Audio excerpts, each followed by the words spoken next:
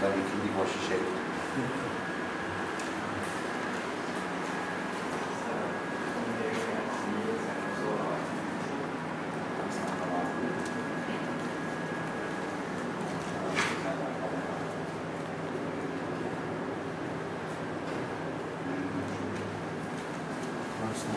？Small gathering.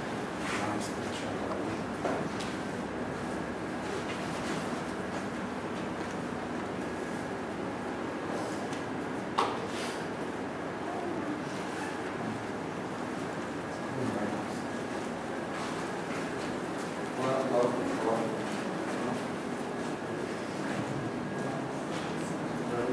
How are you?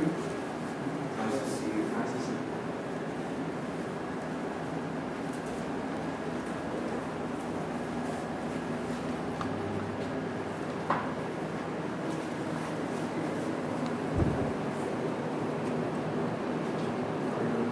Nice to meet you. I'm all right. I'm all right.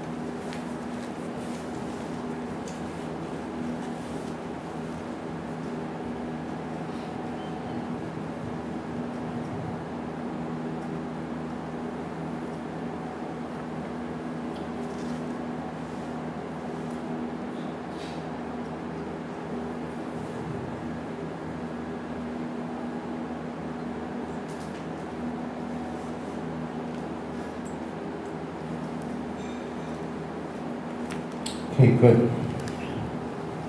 Let me see. Are you okay on the floor? Okay. Thank you for all your preparations. It's all very, very nice. And done it very beautifully.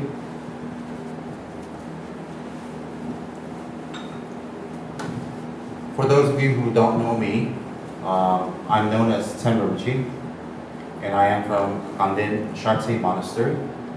And Ganden Shartse is a monastery that was established over 600 years ago by the illustrious Pandit, erudite scholar, master, and yogi. We call it Tibet Tsongkhapa. And Tsongkhapa wasn't just a great scholar or yogi, he was also a practitioner. And whatever he knew, the knowledge that he had gathered in his life, he had practiced and he had shown accomplishments. And in order for it to be preserved, he had his students built an institution in Tibet, near Lhasa, in order to preserve the teachings. And that's exactly what his students did. Most of his students were very great masters and scholars themselves, but in the presence of their teachers, they were very humble.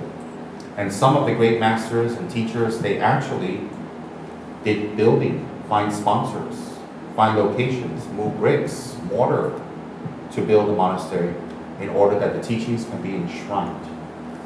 And because of their hard work and Lama Tsongkhapa's vision into the future, the teachings of Buddha were preserved purely and perfectly in Ganden Monastery. And from Lama Tsongkhapa's disciples, they went out and they built also Sera Monastery, which had over 7,000-8,000 monks, and Drepung Monastery, which had 10,000 monks. And it spread to Tashi Lungpo, another 3,000-4,000 monks, and then Amdo Tashikil, and it went all over Tibet, and it eventually spread to Russia, Eastern Russia, Kalmykia, Mongolia, and the Mongolian nations. There are 75 Mongolian nationalities. I'm half Mongolian, so I'm one of the Mongol nationalities, which is Kalmyk, or Torkut. So it spread to the Mongolian peoples, and Nepal, and it went all over northern Asia, and it became very, very strong there, and it was practiced. So for years, Ganden Monastery was the Oxford, was the Cambridge, was really the elite Ivy League monasteries and colleges of Tibet. If you say that you belong to Ganden in Tibet, they will fold your hand. They will fold their hands to you. If you said that I have a degree from Ganden, PhD, it takes about 15 years. People will fold their hands. And if you went back to your village or your part of Tibet with a degree from Ganden, Sera, or Drepung, the villagers will come out in flocks, thousands to receive you, because they're very proud. They're very proud that someone from their own group achieved such a great result. But you see, the interesting thing is it doesn't stop there. It doesn't just stop that you study. Monks who study and they have a degree and they're very knowledgeable are respected. Scholars have always been respected in Asia.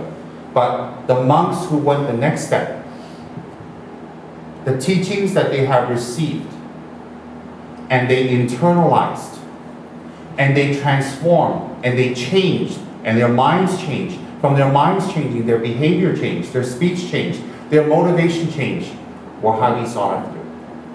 You see, being a monk in our country is extremely virtuous. And being a monk with knowledge is very much respected.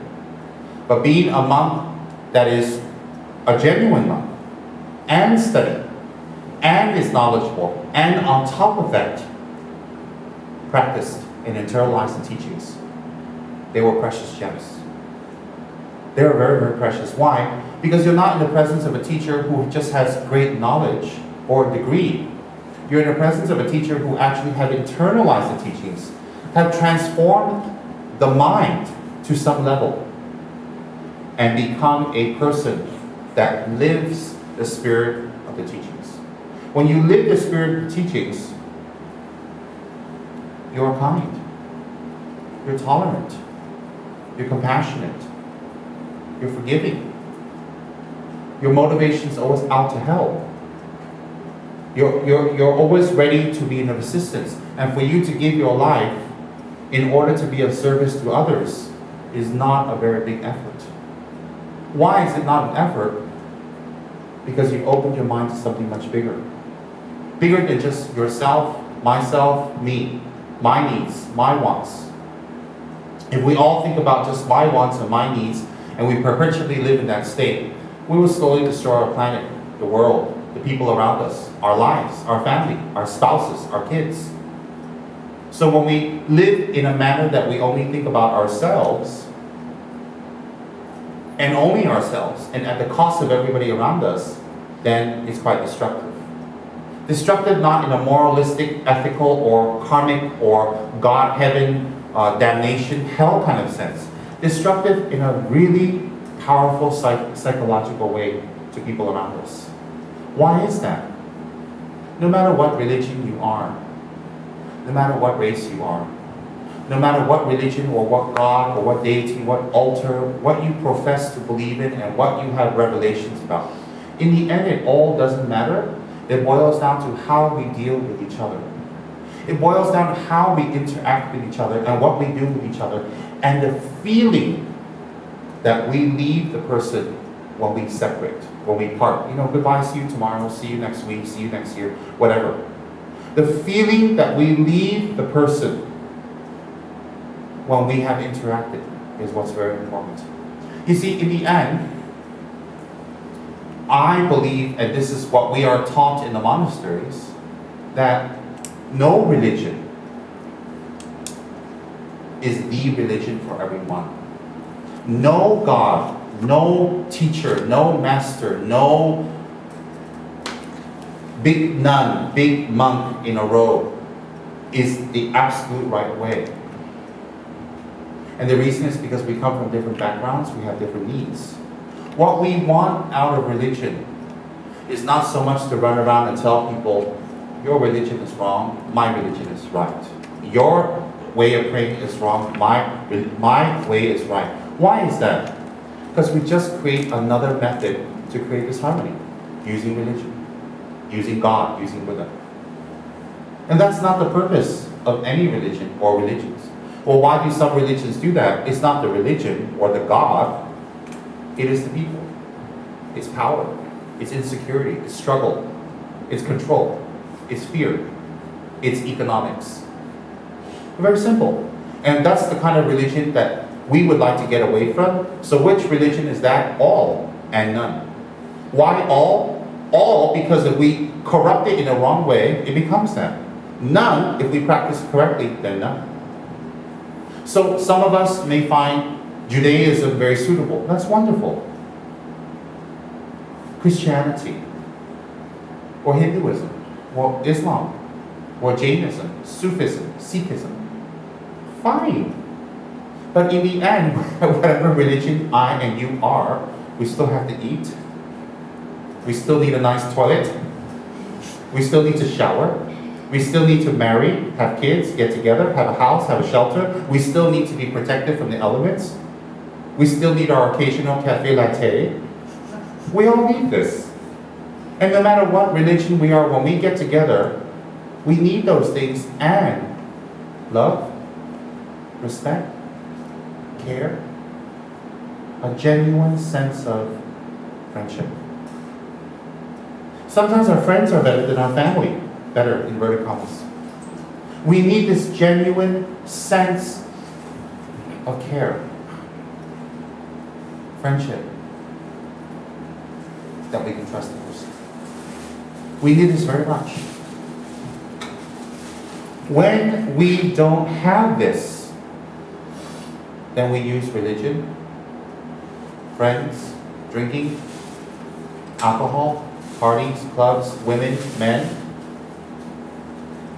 to cover, to distract. Religion is very easily used for power, wealth, economics, fear. Why? Because a big guy in big robes with a big title sits on a big throne and tells you, well, if you don't listen to me, you go to hell. And you might think in the back of your mind, you might be right, you know. I don't know any other way. And that's wrong. Why is that wrong? Because that's not religion. Religion is not about God, heaven, and hell, or where you go after you die. That's not religion. Religion is the here and now. What's the here and now? What kind of person are you? How do you get along? How do you interact with people? What's the feeling you leave people, animals, the environment? What have you done with your lives? This is very important. Religion is following the law. Religion is respecting our parents. Religion is being responsible with our children. Religion is being responsible with our partners, developing compassion, doing something back for the earth, controlling global warming, helping animals that are going to be extinct, not eating animals, not harming anything or anyone around us in any way. That is religion. And I feel that all religions should share this message. I think it's very, very important. I think if we always compare which religion is better, which is the right one, which is the way to salvation, we will never ever get along. How can we spend our whole lives defending a religion, killing for a religion, speaking against, putting other people down, putting other people's culture down in the name of religion? It doesn't make sense. So when people say, hey, Buddhism's not right, you have to say, no, Buddhism is right, and so is your religion. So which one is the way? There are many ways. Well, what's better, rice or potato? In the West, they eat predominantly potato. In the East, they eat rice. Are we going to argue for the rest of our life? Just put both there. Let people pick what they like. Rice or potato, doesn't make a difference at all. So what happens is in Ganden Monastery, Sarah and Drepung, highly accomplished scholars and teachers, are very much treasured. But you see, how does that affect us? All of you are not going to join Ganden. You're not going to go and get your PhD in metaphysics, Madhyamika, Abhisama Alankara. You're not going to go get your PhD in that. So how does it affect us? And that's what's happening now. From something as ancient, holy, and sacred as Ganden Monastery, we've got to cross over into the modern world. We have to bring Dharma, which is Buddha's teachings, in a way that's accessible, applicable for everyone. Wow, the monks do 100,000 prostrations, they do 1,000 every night. That's great for the monks, but I can't. Wow, the monks lock themselves into a room and they meditate for 3 years, 3 months, and 3 days, and they have a little slot that we stuff food in. Well, that's not for me because I'll come out crazy. That's not for you, but it's not wrong, and you're not wrong, they're not wrong. The thing is, we need to find this middle way. Ganden Monastery has preserved the teachings for many years. You see, because it is an institution where you go, where there are teachers. The whole monastery is set up for study, practice, meditation, retreats, contemplation, and transformation. And it's been like that for hundreds of years. There's no entrance fee. There's no fee for study, none. You don't pay any fee whatsoever in Ganden because it's the Sangha. No money involved, that's the incredible thing. The education is totally free. When I entered Ganden Monastery years ago, it was free. Nobody asked, I didn't have any money whatsoever. Trust me, over the years I've become quite prosperous. Quite prosperous. But when I first entered Ganden, I was a chopstick. And I was a chopstick for years in Ganden. It's only when they invited me to Malaysia and Singapore to visit, things changed. My meditation slipped, my prayers slipped, and my visits to the vegetarian restaurants increased. One of the things I missed was pizza. I remember I was in Malacca for a month giving teachings. And every single day, the group there would bring me 4 or 5 different types of pizza. I mean, there's 30, 40 of us. I don't eat all the pizza, of course. Another thing I missed was, this is a little evil, but cheesecakes. Non-dairy cheesecakes. And they would scour Malacca for cheesecakes. So we'd have pizzas and cheesecakes every day. And, well, things changed. But seriously speaking,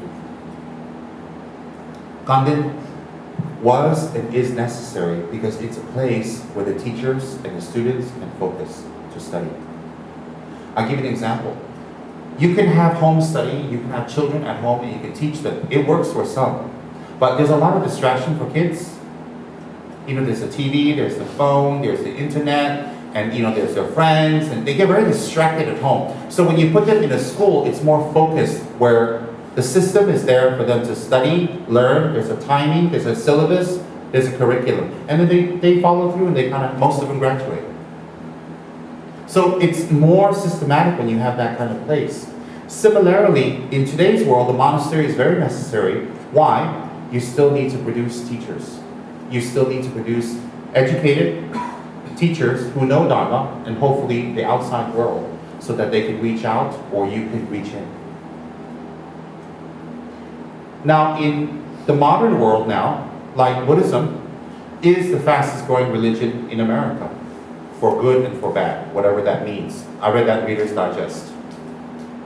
And Tibetan Buddhism is the fastest, whatever the reason is for that also. My point, once people enter Buddhism, they meet the Lama. Wow, the Lama's great, it's fabulous, he has clairvoyance, he exhibited some magic powers for me, and he knows my mind, and all that stuff. And once they enter, they say, okay, we gather in people's houses, and we have little prayers, and then more people come, and what happens? After the Lama goes back, the energy kind of disperses. So that's why in modern era, outside of Tibet and India, what's very necessary is Dharma centers. Dharma centers are the substitute for Ganden Monastery. And everything that we do in a Dharma center, minus the heavy syllabus of study, is a mini version of Ganden Monastery. You need administrators, you need fundraisers, you need people who clean, make offerings, move, upkeep, take care of the place. Then in the Dharma center, you have all kinds of characters. You have people who come to learn, you have people who come to socialize, you have people who come to maybe get some free Maggi mee, you have people who come to donate Maggi mee, vegetarian of course. You have all kinds of characters in the Dharma center just like you have in the monastery. All types. So the Dharma center is the place where, if we choose, can be a focal point where we learn, study, practice, do retreats, and can even be a place of collecting merits. And that's why Dharma centers are very, very important. Why? Dharma centers are the halfway houses between you and the monasteries. If you can take a year off and go to the monastery to study and be with the monks, not to get ordained, it will benefit you quite a lot. You will learn a lot. Your faith will become strong, your knowledge will increase, your habituations will change. Why? Because you're in a supportive, powerful environment filled with Sangha, who really practice, who generate compassion, who generate love. You can see the results of their practice. Being in a monastery, most of the time, is extremely inspiring. It was for me. It is for me. If I had my own free will, in this case, I would be living in a monastery. I would not be out in Malaysia or anywhere. It's my teacher's instructions to be in Malaysia to teach. It has been my outpost for 20 years. It's his instructions. So I have to follow out my teacher's instructions. One thing that might be a little foreign for all of you is Guru devotion, or devotion to our teacher, which when you understand Dharma stronger, you'll understand how pivotal that is, how important that is. But at this moment, we don't need to get into it. But I've been at my outpost. I consider it like a really far away, distant star, and I've been sent out there from headquarters. And I've got this little ship, I can go back anytime, but headquarters keep signaling me saying stay. So I kind of looked at it like that. But honestly speaking, I'm very happy in a monastery. The Dharma centers serve the same purpose. We must come to the Dharma center with the correct attitude. If we come to the Dharma center with the correct attitude, we, not me, we bless the premises. We bless it and infuse it with love, with compassion, with energy, with hard work and ethics. From this Dharma center alone, you can see that the members who are involved have patience. I'm sure it was not easy to locate the place, paint up the place, deal with contractors. I had to deal with contractors from time to time. And contractors need extra compassion. Tremendous compassion. In fact, they have tested the limits of my spirituality. I cannot tell you how kind they are. There have been times I wanted to disrobe and do things to them and take my robes back. Contractors are really put on the earth to test our spirituality. I promise you. I think your leg hurts. Put it straight. Yeah, put your leg straight. You don't be shy. Rinpoche says you can. Put your legs straight because you're not a monk. You sit like that, you're going to have... Oh, here, sit on this chair. Come here. Leave your two kids there. They're fine. Don't be shy. Come.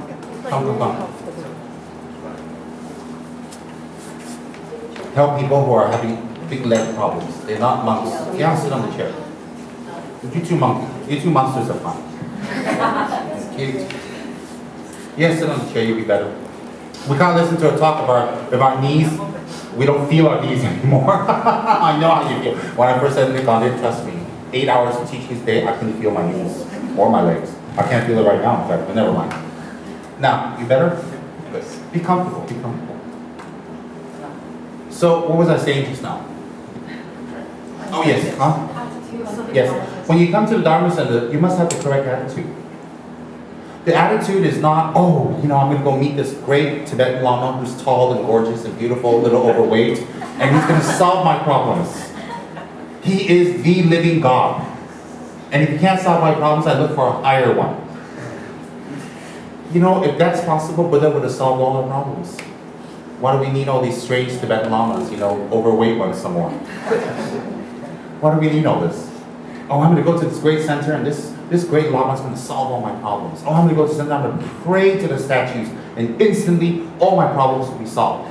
All the problems I made for myself because of my anger, my greed, my lack of, seeing the future, bad planning, laziness. Oh, I just wanted to splurge, I overcharged my credit card because it's Chinese New Year's. I deserve myself 20 new outfits, And I'm going to come and pray and everything's going to be solved. I hit the lottery and then I'll go back to the center and say, God is great, Dzongkhapa is great. That's not why we come to a center. If that was the reason we come to the center, we can call the center Fortune Center. Fulu Show Center. Good luck, solve your problem center. And if I had that secret, I don't know if I'd give it to you for free. Maybe I'll make some money out of it. That's not why we come to. We don't come to center because we are lonely. And we go back to our little HDB flats and it's just me, myself, and a spirit in the corner. Who's not even there, but I imagine it.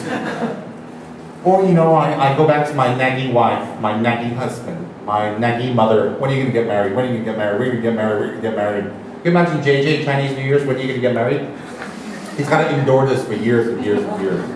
They've stopped asking Reverend Wei Wu, of course. Yo Wei, of course. They don't ask him when he's going to get married anymore, it's obvious. Just imagine every Chinese New Year's, when are you going to get married? When are you going to get married? When are you going to get married?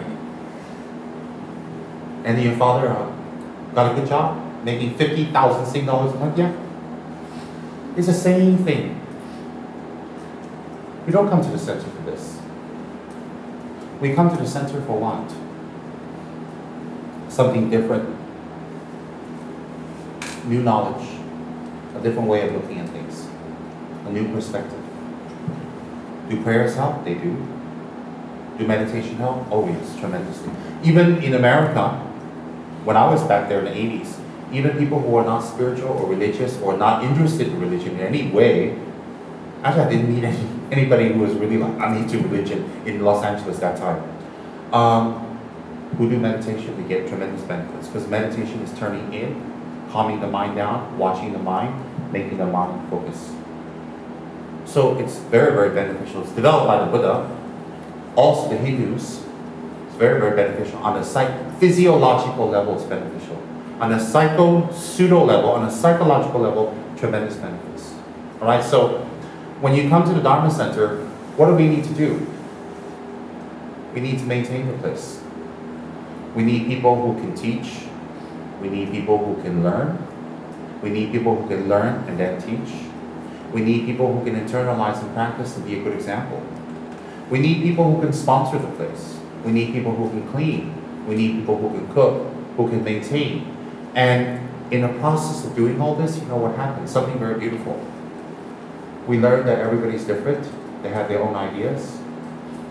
They have their differences. And we learn to get along. We learn to be patient. And we develop a friendship in a very powerful way. What's the powerful way? The friendships develop from working hard towards something together. And we start to discover something inside of us that we're quite tolerant. We will sit next to the person we don't like in the Dharma Center because, gotta be goody-goody.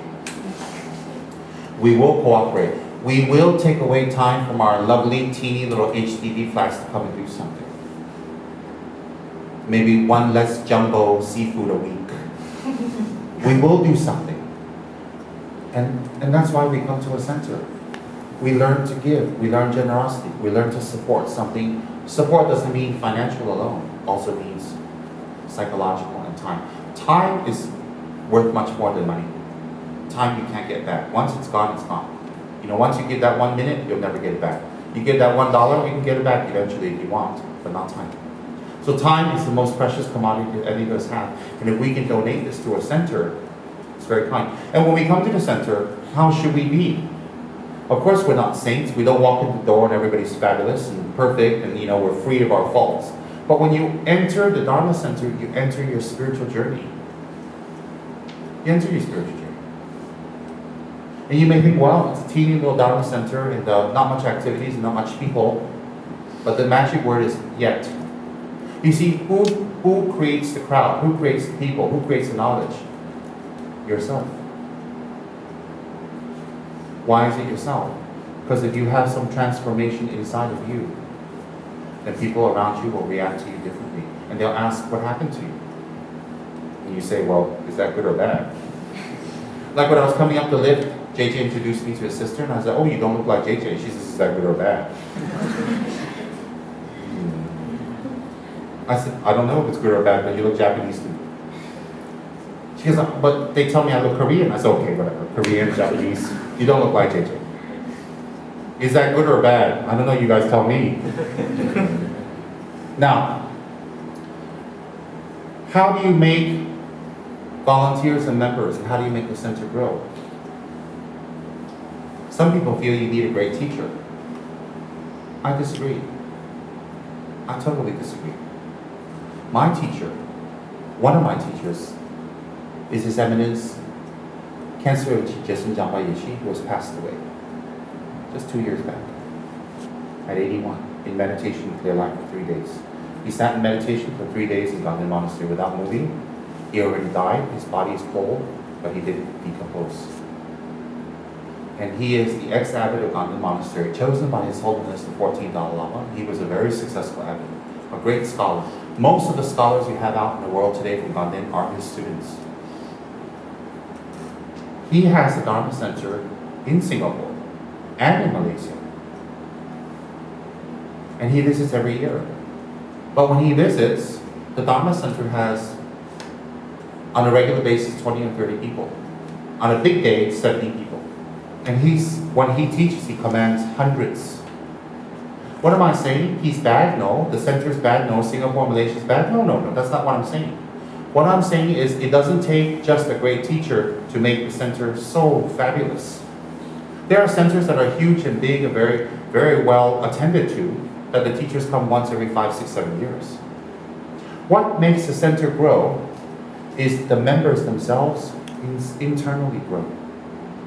When the members themselves grow and challenge their negative qualities. We all have negative qualities that we are not happy with, that we can transform, me too. And that when we transform these negative into the positive, because we have good qualities and negative, it's human. When we transform, we forgive the person we didn't talk to. We let go of the anger.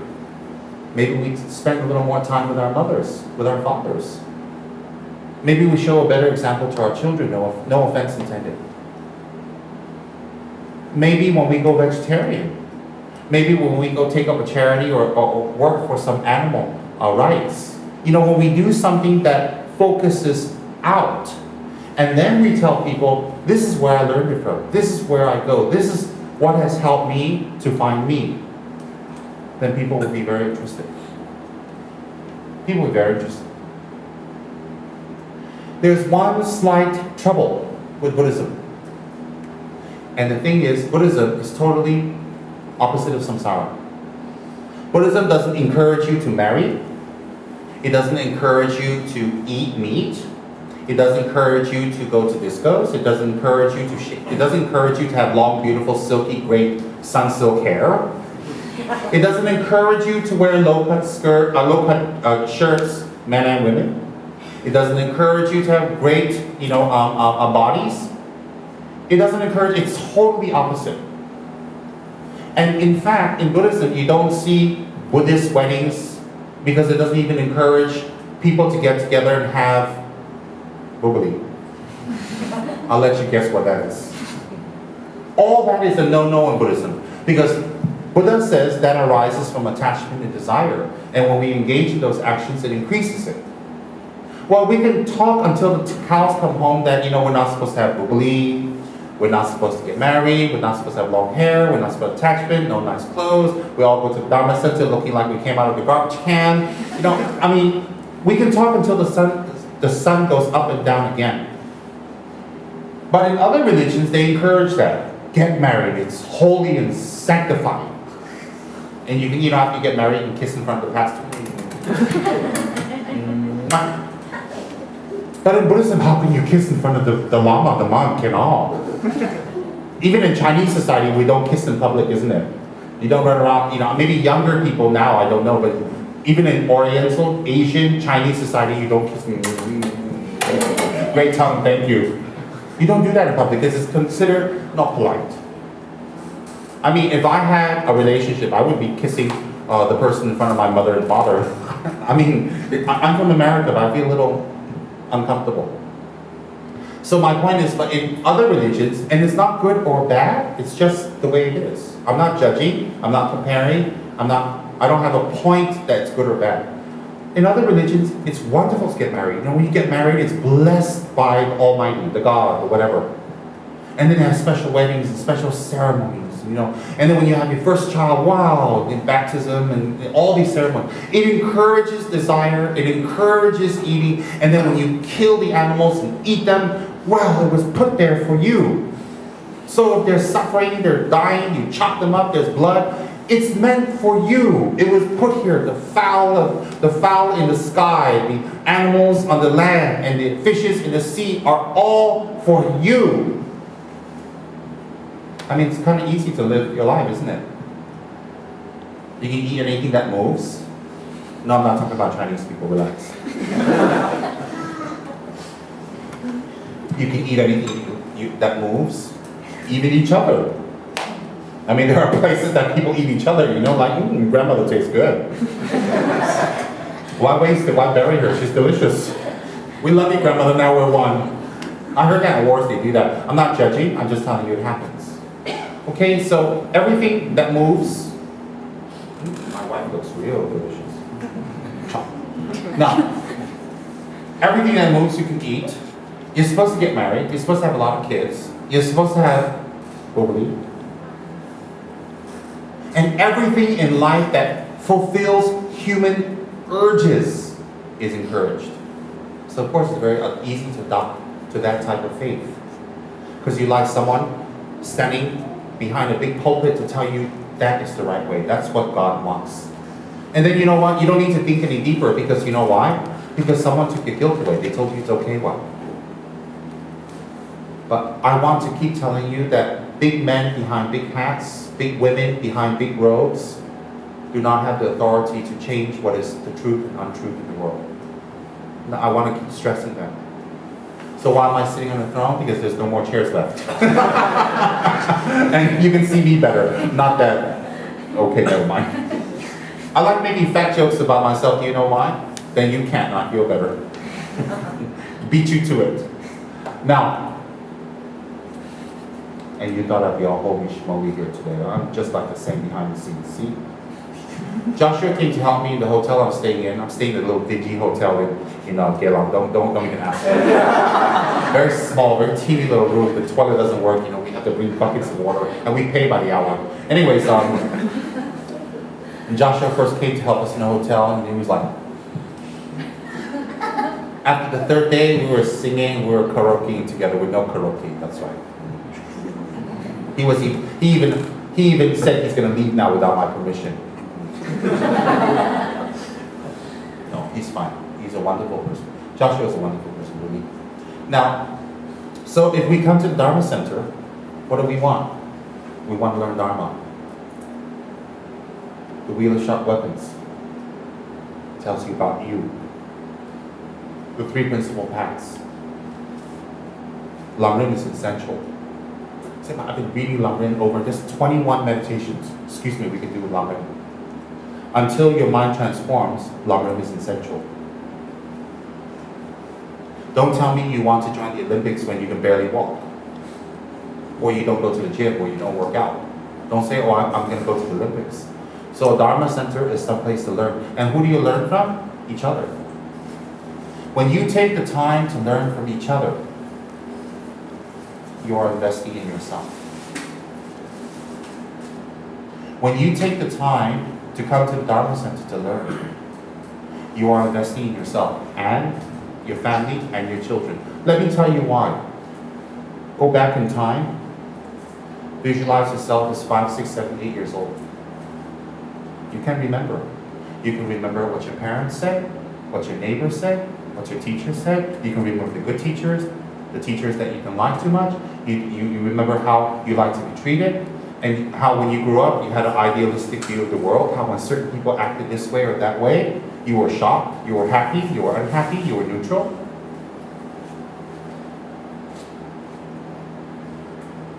Think back. And all those people that you met as you were growing up, and how they affected you, helped you to become the person that you are. So it would be the same for the kids right now that we are interacting with. They have the same consciousness as you, if not more. And you know what? The message we send to them, not so much from our mouth, from our body language, and from our actions and what we engage in, is the message that we're sending to them, how we want them to grow up. I love your videos. Thank you, kitties. I love your videos. They sent me a little video. It's very cute on YouTube. Very cute. We're sending them messages. Do we want our kids and the people around us to be materialistic, value money over relationships and people and you know, who we are? Well, that's the kind of message we need to send to our kids. If we do Dharma, if we are spiritual, and we have ethics, and we have a kind heart and kind mind, most of the time, not guaranteed, it will rub off onto our kids. It will rub off onto our kids, and that's very important. Sometimes we need to do spirituality for the people we love, not just for ourselves. And you know, providing food and house and education for them is wonderful, but that's a given. But we need to provide them with something more. What is that?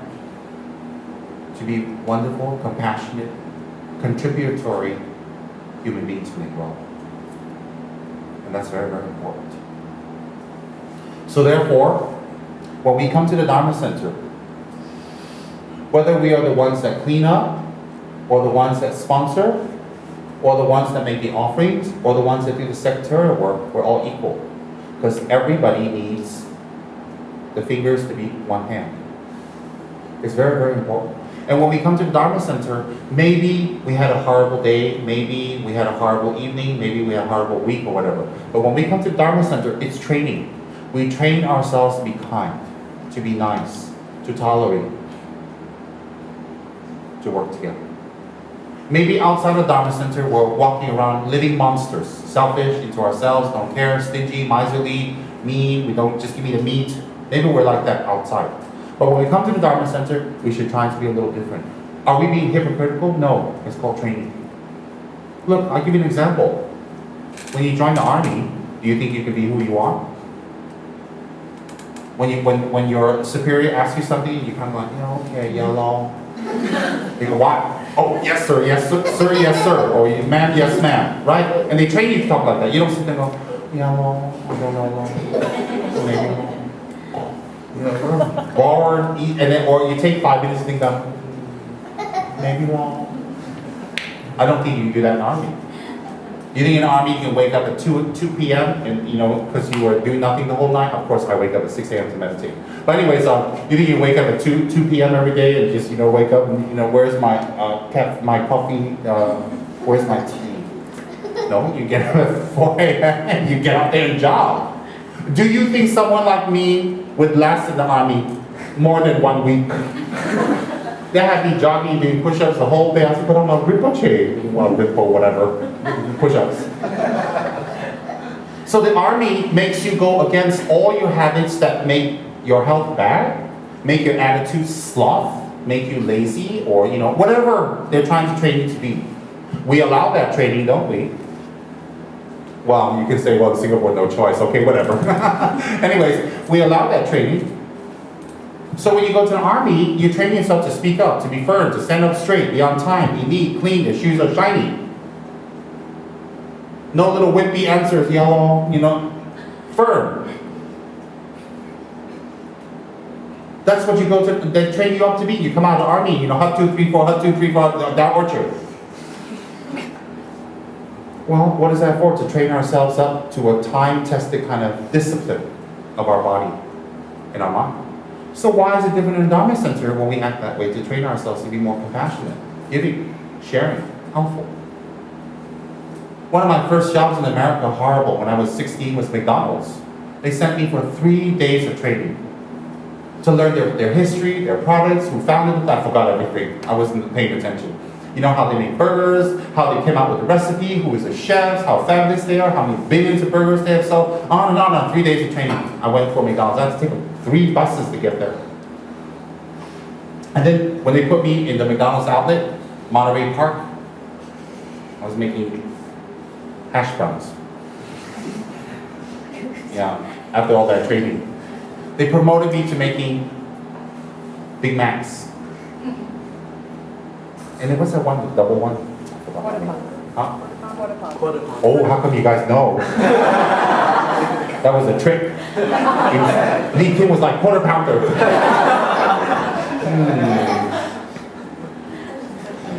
That's my PA. I wonder if she's been hiding quarter pounders in our cheap little hotel room in Geylang. Under her bed. Okay. Well, they had another one, I forgot the name. It's double. It's a bun, meat, a salad, all cheese, and then another bun in between, another meat, cheese, salad, and another bun. It's a double. I forgot the name. Well, that was horrible. I was a horrible burger maker because they have a timer and they set it up and you have to do this, flip it and all that. I was horrible. They give you a spatula, I sliced the meat in half. I'm like, oh. And then I slice it up again and then I repair it and glue it together. Yeah, I glue it together with the oil, and I stick it in, I put on extra lettuce and I send it up. Do you know that the customers return my burgers? I'm not kidding. They returned it to my manager. My manager liked me a lot, thank goodness. They say, this burger is weird. I'm like, what? It's like, why are we eating 2 pieces? And I see them complaining to the manager because I'm just right there. I'm the cook, right? One of the cooks. And I'm going, and then they can trace who made the burger. They can actually trace, you have numbers and the system and all that stuff. And well, they removed me from making burgers. Because most of my burgers were chopped in half. And I wasn't doing it on purpose. I just cannot flip the burger. It's not that easy. They put me on drive-thru. I was a hit. I was quick, I was fast, I was funny, and there's points. Oh wow, you sold an extra burger. Congratulations. Money? No money. So I did fabulous in drive-thru and in front because all the customers loved me. They stand on my line to order burgers for me. Yes, I was part of that whole thing, and I quit. What's my point? I'm not coming to you from ancient Tibet.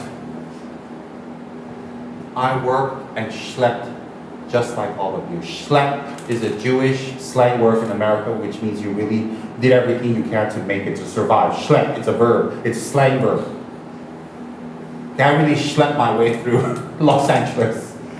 It's 50 degrees right now, oh my God. Okay, anyways. So I know what you guys are going through, and I went to a center. I lived at a center. So I know what it is to work the whole day, 7 days a week, that time for me, sometimes 6 days a week. And they go to the center, volunteer, and help and clean up, and then put up with people who are not in a good mood.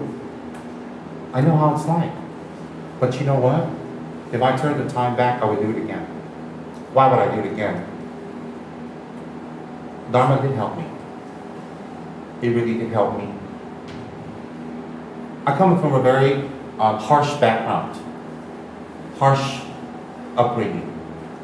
Very difficult, deceptive situations most of my life with adults. And I really never had a home. So I had to deal with a lot of realities in the West as a young child. And I will tell you honestly that Dharma really helped me, not because the Buddha saved me or my Guru saved me. It was because what they taught me helped me to look at things differently. And it created much less anger in my mind. much less expectations, anger, and much less idealism. I'm a very idealistic person. I feel things should be this way, this way, this way. If not, why? And I get upset over it. I'm a very idealistic person. You know what you read in the books, Lobsang Rampa and all that stuff. And you go, oh, the monastery should be like that. You go, it's not exactly the same. Well, it helped me a lot. Am I the greatest person in the world? Definitely not.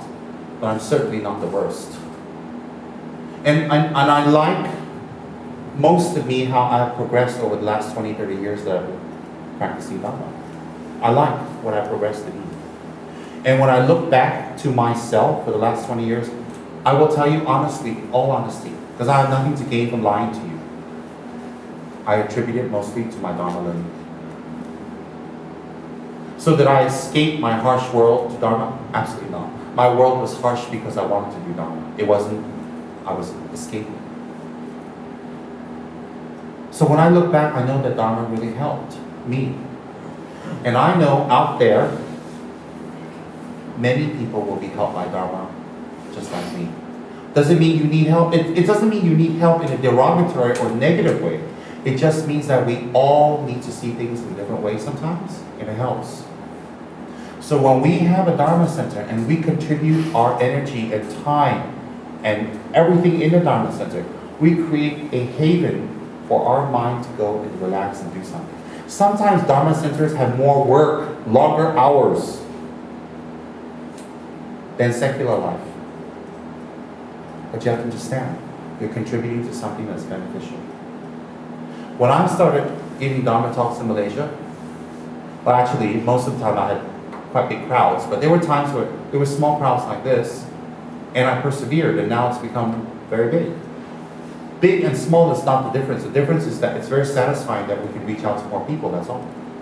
You know, there were times in Malaysia where we could barely make the rent. I mean, the first Dharma center that I started on my own, not with other people, was a place that was, the main room was smaller than this area. You know, even probably from this separator here, that's it. There was a throne, there was stairs, it was a little small link house. And rental every month is like, 1,200 ringgit. Was very difficult. Very, very difficult. But I persevered and taught. And there are people in the center who came and went. People came, they didn't like it, or they go, or they come back. There are people who complain, there are people who come to, sorry to say, sometimes make problems. Some people come to really help. There are all types of people. And that's what a Dharma center is all about. It's just like a hospital. Not everybody gets healed. But at least you know that if you need healing, the hospital is there. Not everybody gets healed in the hospital. Sorry to say. So when we contribute to a Dharma center, it's virtuous and it is beneficial for our mind, to our kids, to ourselves, to our future, because it contributes to something good. It provides a place to provide something good for people. And that's why a Dharma center is good. And the Dharma centers can expand. It can expand to taking care of animals. It can expand to feeding the homeless. It can expand to taking care of beautiful women who have breast cancer and need counseling and support. It can expand. It can expand to childcare, Sunday classes for kids to teach them respect, culture, background, ethics. It can all expand. This room and the people herein can expand to something powerful and big that contributes back to society. But you see, are we willing to do that? Are we willing to take our lives and do something so spectacular? And yeah, we'll have the wives, and the husbands, and the aunties, and the mothers, and the kids, and the girlfriends, the boyfriends who say, why are you going to that Dharma center? Why? Why are you wasting your time? Why are you not here with me? Why are we not out in Sentosa, skinny dipping? Why are we not in Bali? Why are we not in China? Why?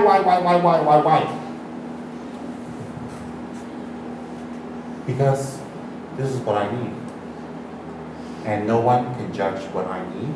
And everyone must respect it, because you have your path, I have my path. Yes, you may be my wife, you may be my husband, you may be my partner, my friend, whatever. But you know what? I grew up in a family in America that one of my uncles is Buddhist, and he's Kalmyk, Mongolian, and he married a Russian woman. Her name is Honey, or Aunt Honey. We used to call her Aunt Honey. She's got a big mouth, talks a lot. She screams you down, but she's very kind, very nice lady. She's loud, not because she's mean. She's loud because she's just loud. She's a very happy, loud person. She loves to eat. She takes out her dentures and eats. And they had a wonderful marriage for 30, 40 years till they passed away. And I visited them a few times in Philadelphia. That's where they lived. And I went to their bedroom. And they're very traditional. They don't sleep together in the same bed. They are in the same bedroom. They have separate beds. And on my Aunt Honey's side, she had a wonderful, beautiful altar to Mother Mary and Jesus, because she was a Catholic, and the Pope, or whatever it was. It was beautiful. And on my uncle's side, Uncle Nadan, he had the Dalai Lama, and he had a beautiful Buddha. And they had these altars, and they offered incense, both of them. And Aunt Honey would wear Mother Mary and a crucifix. My uncle would wear his Buddhist pendants. And their kids, they have two lovely daughters, half Russian, half Kalmyk. One became a model, but anyways, they're Catholic Buddhists, and they wear pendants of Catholicism and Buddhism. And I asked Aunt Honey once. I asked her directly. I said,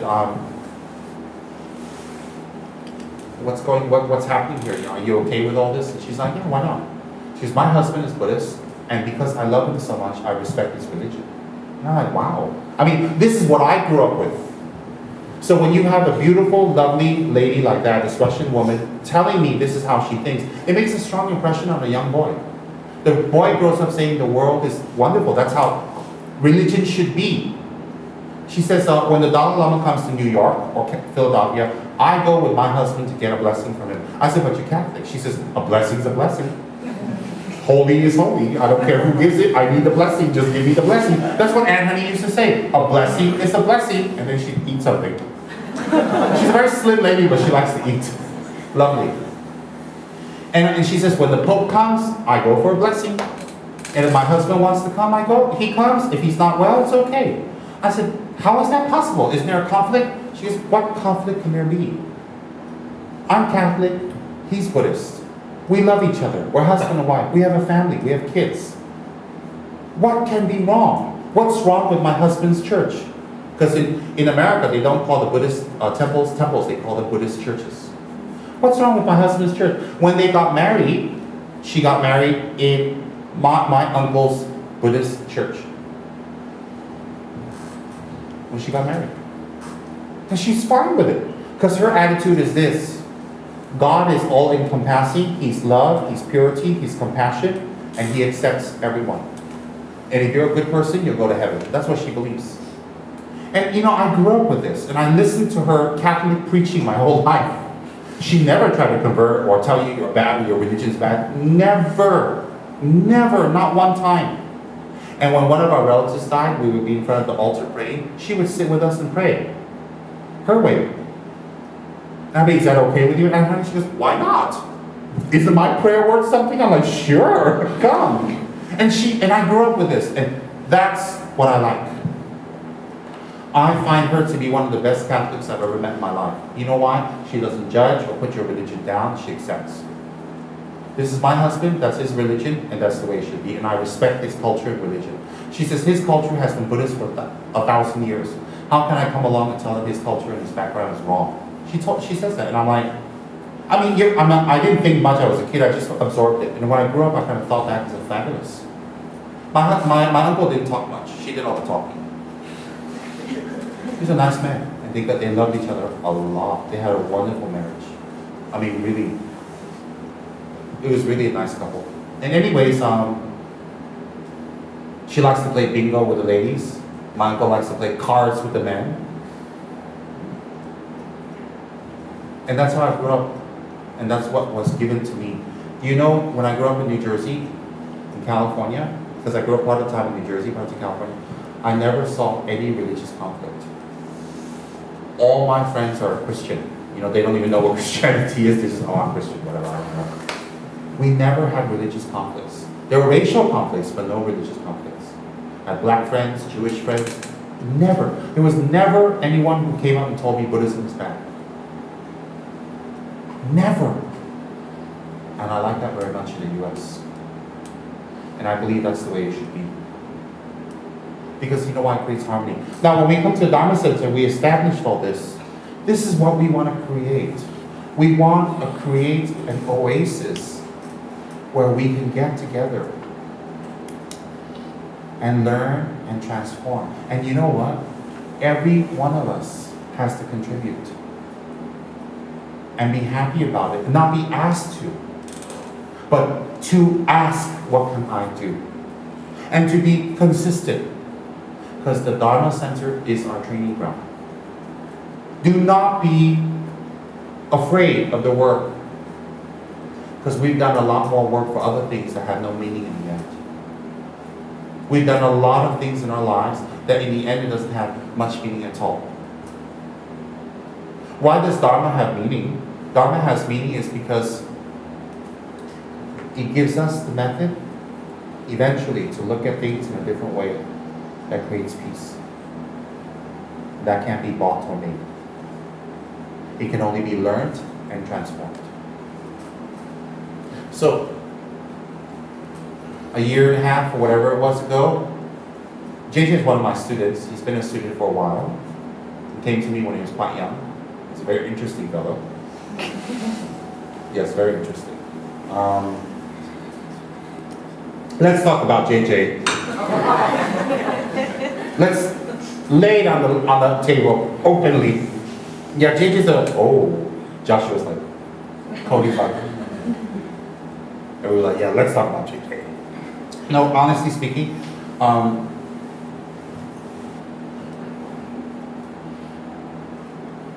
when I met up with JJ in Singapore, I asked him, what are you doing? He says he's working in some tour company. I said, are you happy with it? He said he hates it. He hates the buses.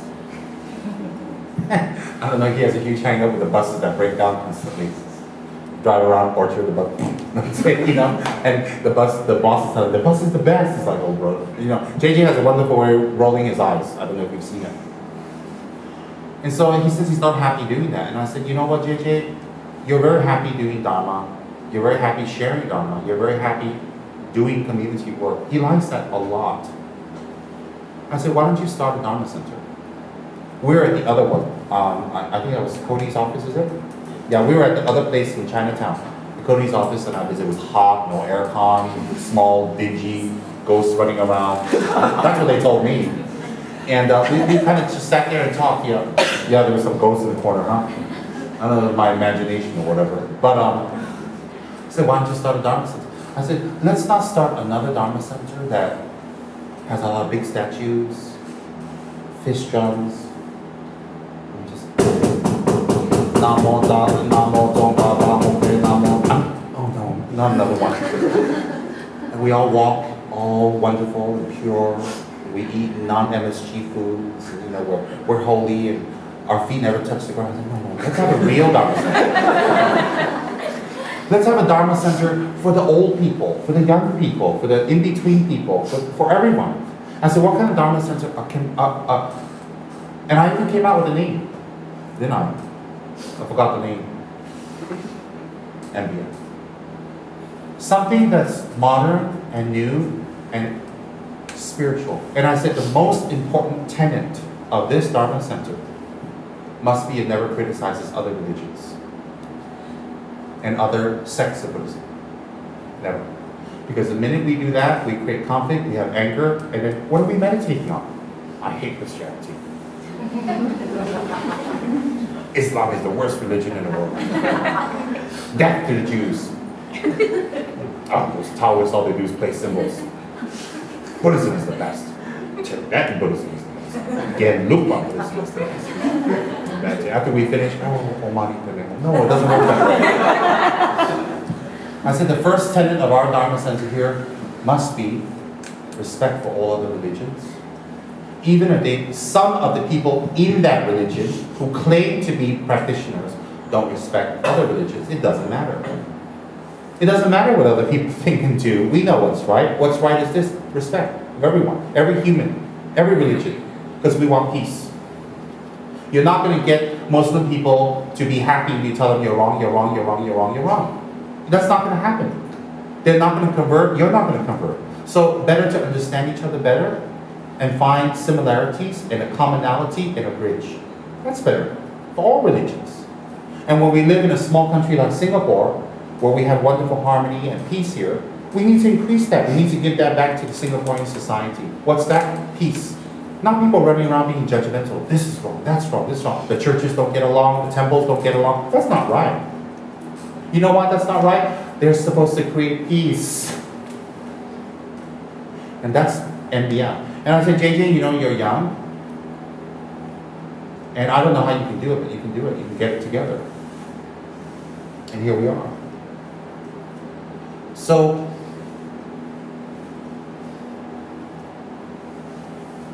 when we're in the Dharma Center, for everyone, it's the best training ground.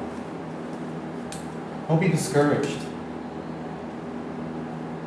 when people don't tell the truth. Be inspired. Don't be discouraged when people leave. Be inspired. Don't be discouraged when people harm you back for the help and love you've given them. Be inspired. Don't be discouraged or feel down and depressed for long if people slap you something negative, they say something ugly about you that's not true, and they have ulterior motives. Don't be discouraged. You should be inspired. You should be inspired because the pain they create in you is the pain you don't want to create in others. And that you will do everything you can not to act in that manner. And the best way to transform those people, if they can be transformed, is not to hurt them, but to transform ourselves to be even more kinder, more giving, more generous, more forgiving. Does that mean you let people take advantage of you? No. If there are people who take advantage of you, you say, no, no, no. If people are suing you for the wrong reason, you can go sue them back. No, that's not right.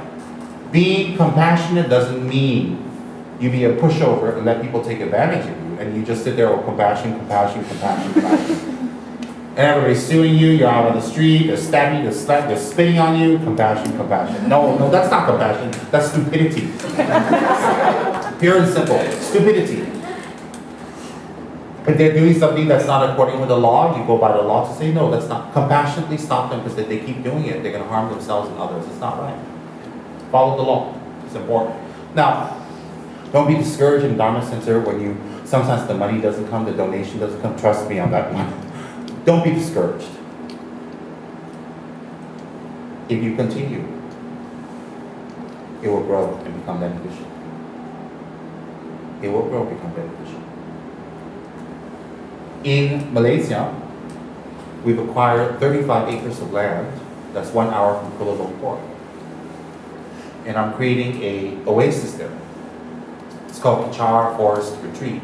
If you go on my blog, I was up till 5 a.m. working on my blog this morning. Yes, I blog most of the stuff myself. I have a blog team that helped me blog too. If you go to the top of my blog site on the left, you click Kichar Forest Retreats in English and Chinese.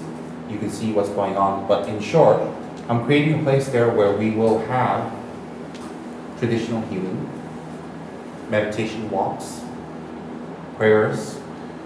We will also have organic gardening. We will also have research, study on vegetarianism. We're going to have all that there. And it's a place where people throughout the city can come and maybe spend a weekend there. And this is going to be kind of my home.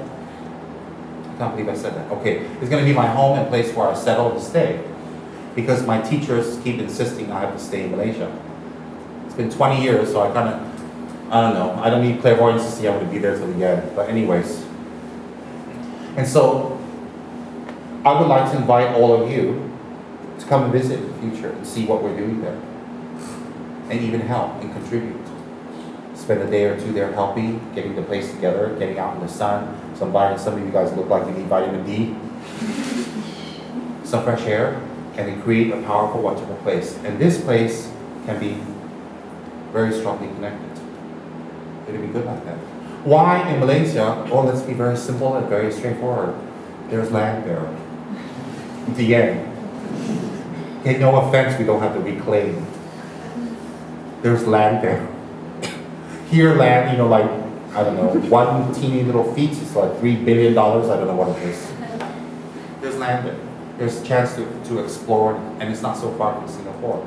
So I'm creating a place like that, and I hope to bring in Buddhist scholars to teach philosophy also, and I wish to create more Sangha. I definitely want to create more Sangha, and I want Sangha to come and have their own little section and do Sangha work too. And we have a program in Malaysia that's been extremely successful. It's called Kichara Soup Kitchen. And what that is I was homeless for a while in America, and I was starving. And it was very hard to beg for food on the streets, no dignity. It's just very embarrassing. It's very hard. I was a kid. So I know what it's like to starve, to really starve. I mean, literally no food all day. You're outside, you're alone, no parents. So when I see people who are homeless, it affects me very much these days, still. Because I know how it feels to be in the rain, to be in the cold. In America, it's very cold when it snows. To sleep outside, in boxes and plastic bags, trying to stay warm, because that's what I went through. So I started a Kichara Soup Kitchen, and we used to go out every weekend to give 14 packets of food to the homeless. Well, now we're up to, what is it? 1,800. Now we're up to 1,800 packets of food a week. The Prime Minister's wife, Datin Rasma, has come to do the opening for our place.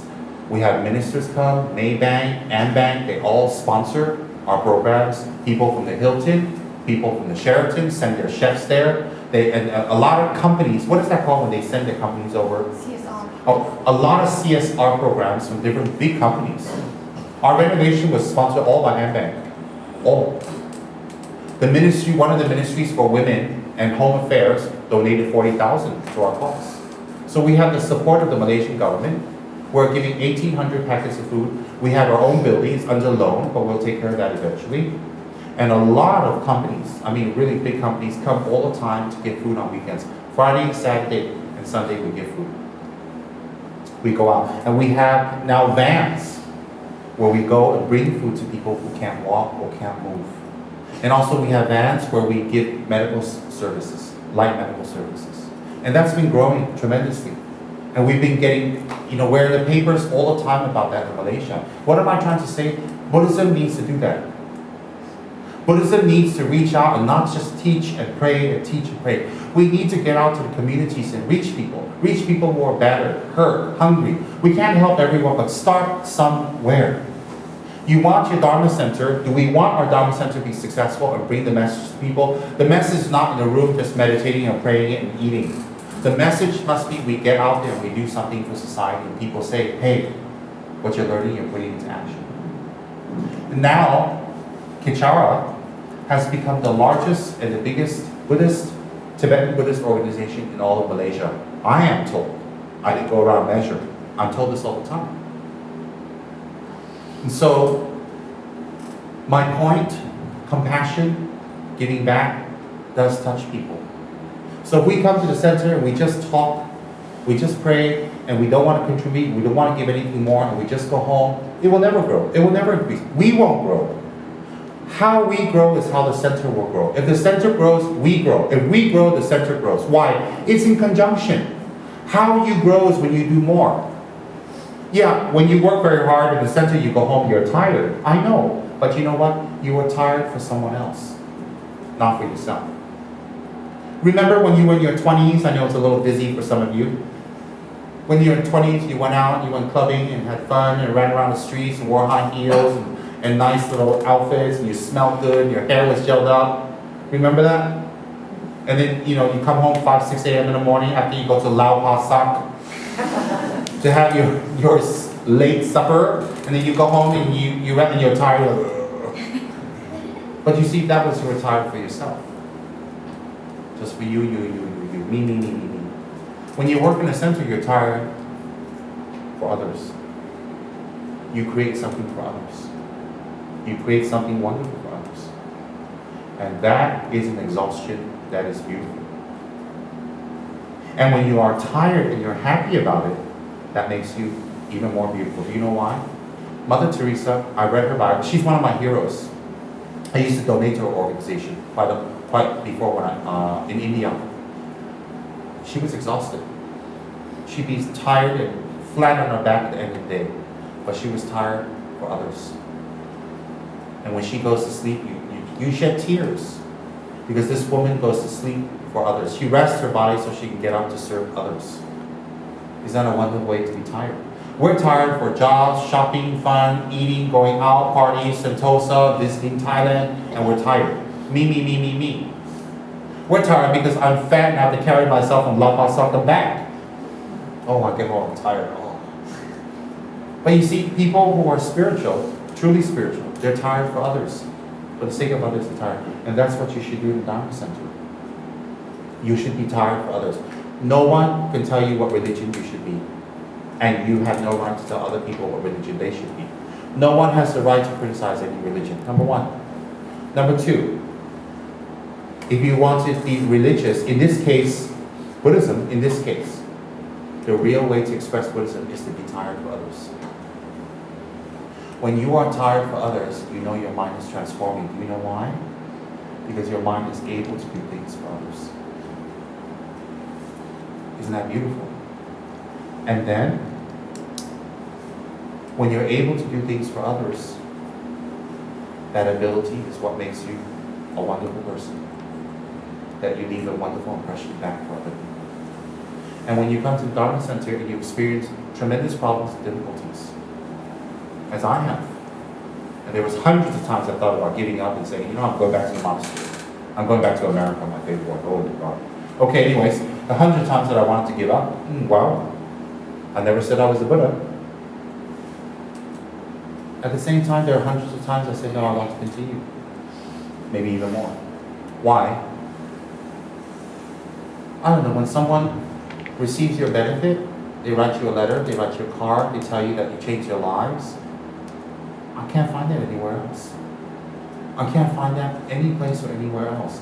That I had the ability to change someone's life because I disciplined myself and I pushed myself and I did something.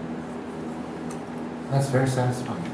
Because if today was my last day on this planet and I was going to die, I could die with my eyes closed and I used my life to serve others. And I want to die that way. Why talk about death? This is going to happen. And that's what Dharma Center is all about. So when we're in the Dharma Center, you know what? Help each other. Be kind to each other. Be more tolerant. Be more forgiving. Because you're all trying to go the same direction. You're all trying to create the same thing. You should make the Dharma Center grow. You should make it, you've started something.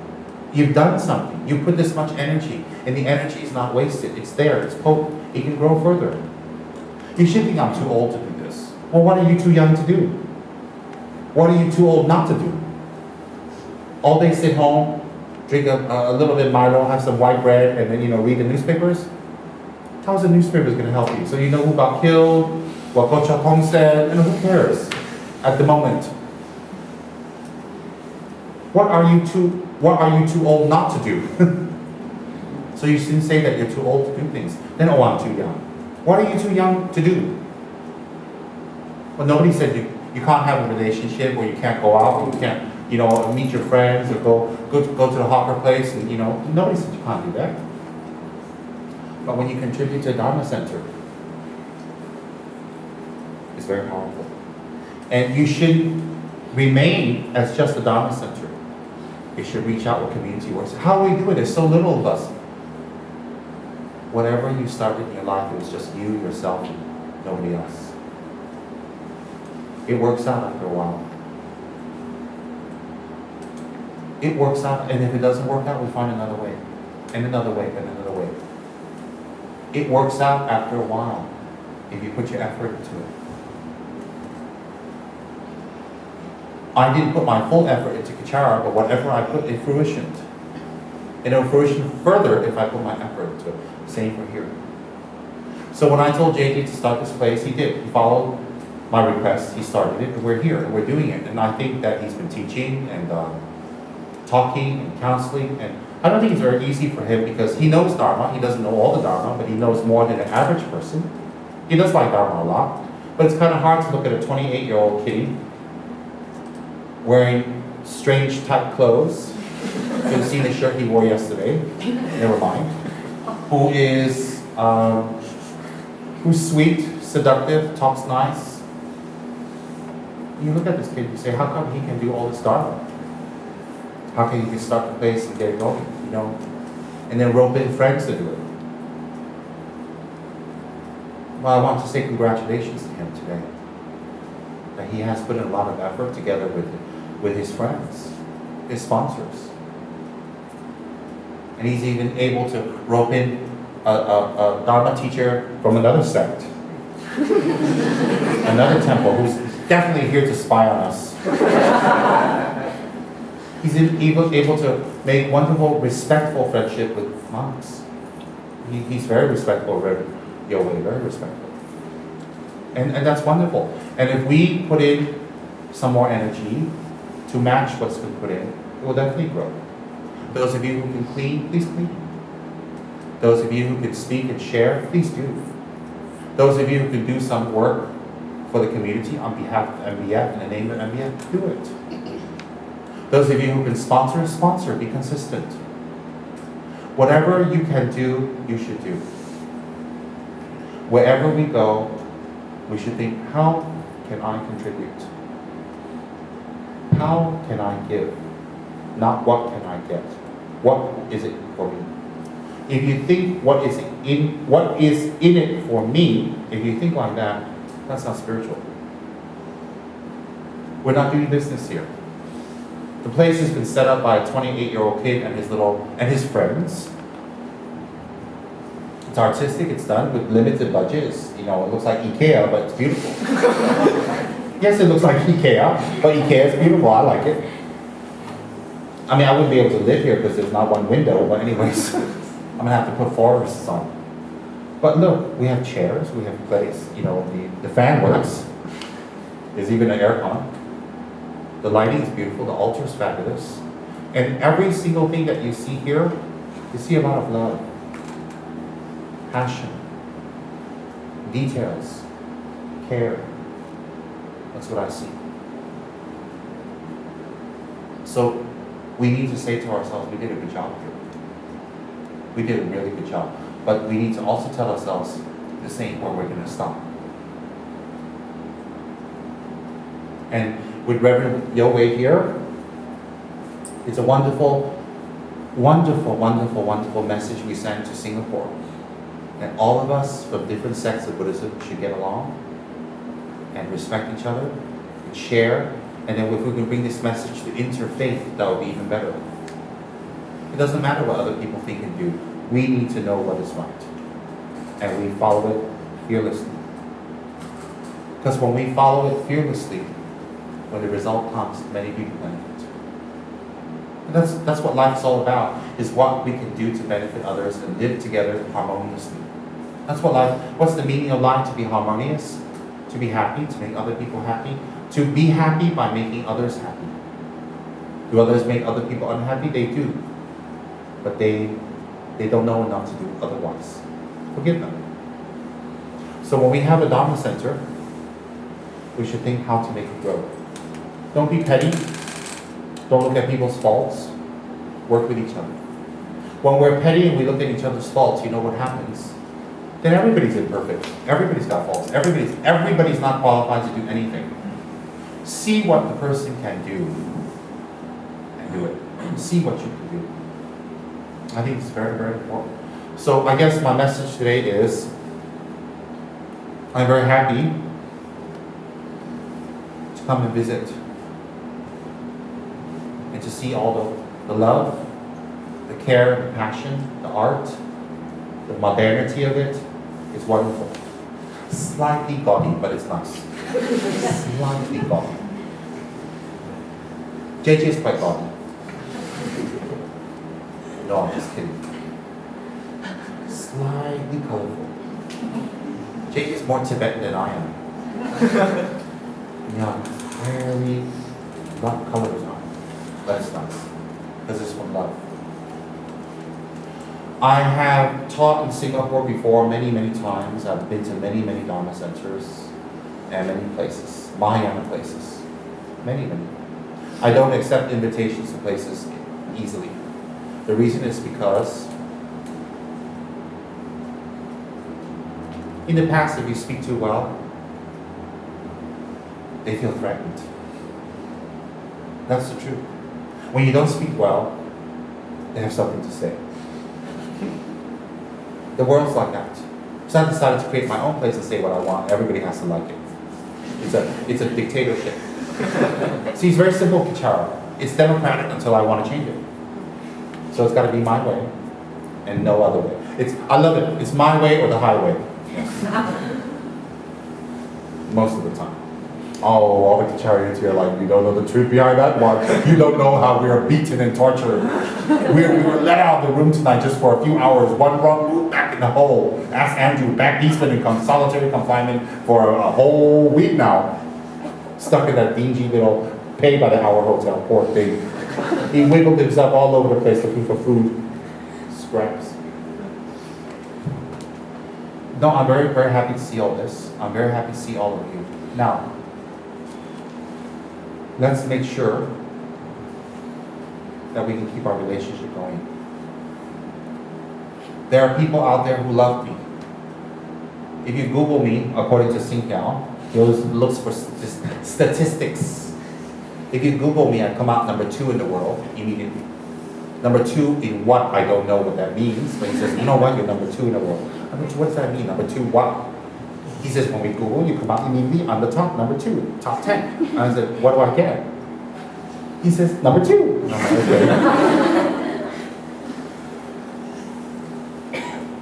On my blog, I put a lot of subjects about dancing, fun, cultures, animals, vegetarianism, Buddhism, other religions, inspiring people. Why do I put that? Do you know, let me tell you the truth. I have a wide field of interest. For some very traditional Buddhists, they feel that Buddhist monks shouldn't be interested in certain subjects. I'm interested. For example, music. But you see, if I'm stuffy and narrow and I cannot do this, cannot do that, how can I reach out to people? That's how it is today. You know, I know who I am, I know my vows, I know what kind of monk I am, and I know who I am inside. I'm very confident. You can put me in the middle of a club or anything, I won't be swayed. Because I'm so holy? No, because I know what I want. So of course I put music and different stars that I like on my blog because that's my interest. I mean, you know, I was a layperson for half my life. I do like Madonna, I confess. I think she should stop with the Botox, but I like her. So what's the big deal? Oh, but monks shouldn't be listening to Madonna. What should I be listening to? Everywhere I go, they play music everywhere. I walk around the street like this. And I've done photography sessions in pubs. Yes, with my students' confession time. We've rented pubs for free, and we got there to do photography sessions. You know, we clear out the place. So monks shouldn't go to a pub. I didn't go there to drink. I went there to take pictures. Modern photography. What's my point? My blog encompasses a lot of subjects because we have to come out of Shangri-La. We have to come out of Gandhin. We have to come out of, you know, Yonghe Gong Temple. We have to come out of Wu Tai San Mountain and meet with the crowd and realize we're just like everybody else. And that will have a better appeal than to be in Shangri-La and walk around, be all holy, and everywhere I go, you know, it's like, oh, my mother, you know, my wife just beat me up. How? That's not gonna work. You sit down and have a cup of coffee and say, why did she beat you up? Oh, because I was drinking, you deserve it. Then you sit down and talk to them. You reach out to the people. Shangri-La is over.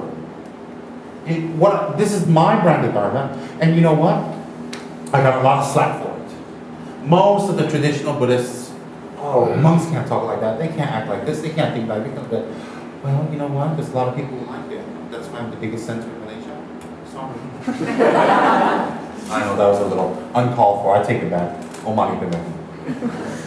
What's my point? Make Dharma fun. Make it open. Make it modern. Make it new. Repackage it. Don't change the message. We have no right to change Buddha's message. I'm not a Buddha to override Buddha. But repackage it. Repackage the how we present it to people. Things that, oh, you know, my center is 500 old people, and together they make up 30,000 years, you know, like, and they don't want to do this, they cannot do this, they cannot do that. No, no. On the side, you can meet young people, teach them Dharma, make the crowd grow and bigger and wider, and then, you know, it'll be fine. Make the Dharma fun, open, direct, real. And the Dharma center should contribute back to society. You know why? Because not everybody can sit in a cave and meditate. But we can go and help, clean, take care of people, give love. And that's what MBF should do. But we don't have enough members, we don't have enough time. We will never have the situation perfect to do anything. Nobody, Buddha never comes out and says, here, everything's perfect, do it. Never. I begged Buddha for years, please make it perfect for me. It doesn't work. You know how I realized something in life? Nothing's perfect, nothing will ever be perfect. We just make it perfect. And we just do it. So MBF should contribute back to society. Very important. By contributing, we transform. And we should make MBF grow, become powerful, and make the government very happy with us. Why? The government want people to be happy, so we do good things, the government will be happy with us. It's very, very important. Pujas, offerings are very important. I'll talk about that another time when we meet. There's a lot of things I like to talk to you, because you know what? I like to give you knowledge. If you like knowledge, hang around with me. If you want me to pray, do rituals, float, levitate, do magical things, take away black magic, you know, do wizards. I can do that. I can, but I gotta get my props up.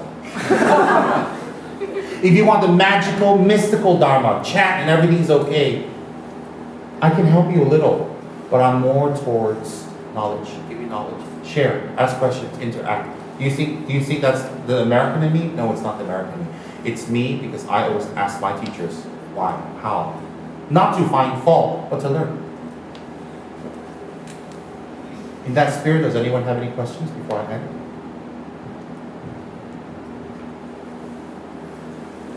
You don't ask questions, just send me another video. Any questions? Everybody knows everything.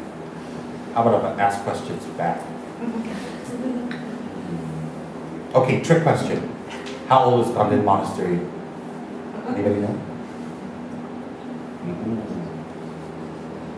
And time up. You sure no questions? Good. I don't want to keep you too late because I know you have kids. You gotta get up, you have your schedules. I used to give teachings till 2, 3 a.m. I know. Singaporeans, yes. They'd be like, you know, oh, Rinpoche, we love your Dharma talk. We love it. When are you coming back? No, really. I've taught Singapore businessmen, all that, families, and you know, the kids, they're all sleeping. And they literally go, oh, Rinpoche, you're fabulous. Can we? It's 3 a.m. No disrespect. Oh, they're fabulous. They're very. Yes, I used to teach at 2 grade. You can ask my students. My teacher would teach 8, 9 hours straight. And we'd learn so much. And we'd sit there quiet, and we listen, and we take notes. Oh, we learned so much. I miss my teacher quite a lot. So my style is what? Through my blog, through me, is to give you knowledge. And if I can give you knowledge, and you can think about it, and you can incorporate it, and if it suits you, you can incorporate it, let's do something together. Let's do something together. There are people, as I told you, who love me out there. You know, they write me, I saved their life. There are people who say, you know what? Because of you, I'm going to commit suicide. You're horrible. Whatever. It used to hurt me years ago. It doesn't hurt me anymore. I just know that, you know, it's the price of fame. The price of it. You know, you have stalkers, strange people, people who hate you. It's the price. It's hard being a celebrity. Very hard. I'm just kidding. Yeah, seriously, there are people who like my style, there are people who don't like my style, people who say, oh, he's on this camp, he's on that camp, he belongs to this, he belongs to that, he's this, that. You know, it's very simple. I teach Buddhism. And I teach Buddhism in a way that you can apply to your life. That's it. And if we can do things together, Wow. It's very simple. So you saw me in person. You heard me talk. So if you hear otherwise, say, no, I saw him and I heard him. He looks 80% okay to me. 20% a little weird. Joshua was always looking at me like this. You notice Joshua talks a lot. It's time to keep quiet last night. Non-stop. So many Lakus. Thank you. You had your 5 minutes. Thank you. One of my students, what is this? Vitamin drink up. Thank you. Do I look malnourished? Okay. That's one of my students, Malaysia. He's been with me for 8-9 years. You came to me, how old were you? 23. How old are you now? 29. Old bad. He works in our outlets there. He's been with me quite a while. A lot of young people kind of join me.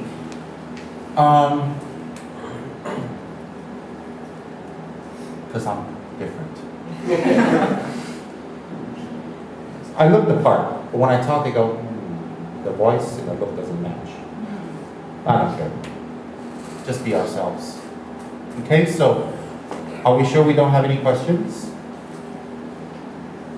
Are we sure? Sure? Yes.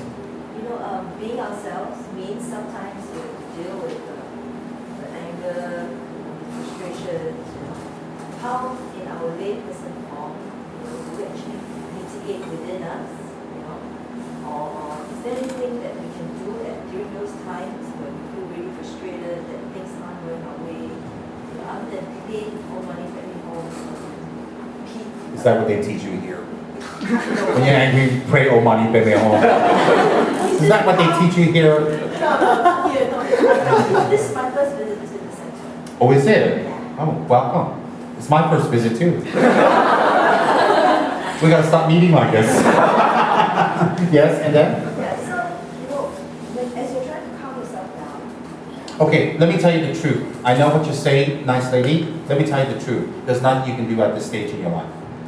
At your current knowledge level, at your current practice level, at your current level, meaning of understanding where anger comes from and how you control, you can't do anything. You just gotta get angry. You gotta get angry, and if you really want to hit someone, break something, go for a walk. When you learn Dharma more, especially the mind teachings, and you learn more and more and more, you will find a way to lessen, I promise you. So if you're asking me how right now, Om Mani Padme Hum. For now. But you see, once you learn Dharma and you understand where anger comes from, why it arises, the damage it creates sometimes, and also how it makes you feel and the karmic repercussions. When you learn that more and more and you contemplate, you will stop. I'll give you an example. It's like a man who drinks. It's hard, but when you start showing them what alcohol does to them, their family, their kids, maybe to their internal organs, you show them x-rays, listen to people who've been damaged by alcohol, slowly they start getting knowledge of what alcohol does to them, and then when they understand that, they let go, and then become less and less. Sometimes they slip. If you expect yourself to be the perfect person with no anger, not at the moment, but if you expect yourself to become a person with less anger and more tolerant and more forgiving, definitely it's possible. Why is it possible? Because you're a smart, intelligent person, and when people give you smart, intelligent solutions and you think about it, you apply it, it will work. It will definitely work. So therefore, you choose. Does it make me unhappy and make people around me unhappy? And the answer is probably yes. And if that's the case, what can I do about it? There's no miracles. No matter how much I pray, the anger will still come. So, I need to learn what is behind anger. Why? And when I learn, in this case through Buddhism, and I apply it, you will see a shift. And the shift doesn't come from you controlling, the shift comes from a fundamental core inside of knowing where it comes from. It's very important. Study the teachings of the Bodhisattva Charyavatara. JJ will let you know more. Shunju, if you study that, and you study the teachings on Wheel of Sharp Weapons, it will help you quite a lot. Because I'm not asking you to pray or accept or be saved. I'm asking you to find out why. And that will be very good. And then every day along with that, if you do mantras and some prayers, it will be very good. For example, Om Anavasanadi would be wonderful. One day I would like to teach all of you how to do more further meditations on Lama Tsongkhapa, because Lama Tsongkhapa is very helpful for removing anger. Very, very helpful. One day I would like to teach you. Until then, I have recorded teachings on my blog on Lama Tsongkhapa you guys can look at. The Lama Tsongkhapa will be very good, and you can recite Lama Tsongkhapa's very short mantra, Om Anavasanadi, every day. Why? It will increase the energy to learn and absorb faster. Nice. Thank you for your question. Any other questions? That's it? Good. What's our next thing? Meet the press. Meet the crowd. Collect Lao Paos. Go to Lao Pao Sao. What's next? No, I used to go there a long time ago. Do you know I lived at Lucky Plaza. I have a sponsor who's Singaporean. He's a very nice gentleman, and he has an apartment in Lucky Plaza. Yes, a Tibetan Lama living in Lucky Plaza. I forgot what level. Do you remember? 16th floor. That's it. And Sundays I'd avoid it because it'd be a big crowd downstairs. And I would jog. I would jog every day, almost every 6 days a week, from Lucky Plaza to Chinatown and back. Can you imagine I was that fit? Oh yeah. Reverend Yowei doesn't believe me. For a Singaporean, yes. For American, no. I know.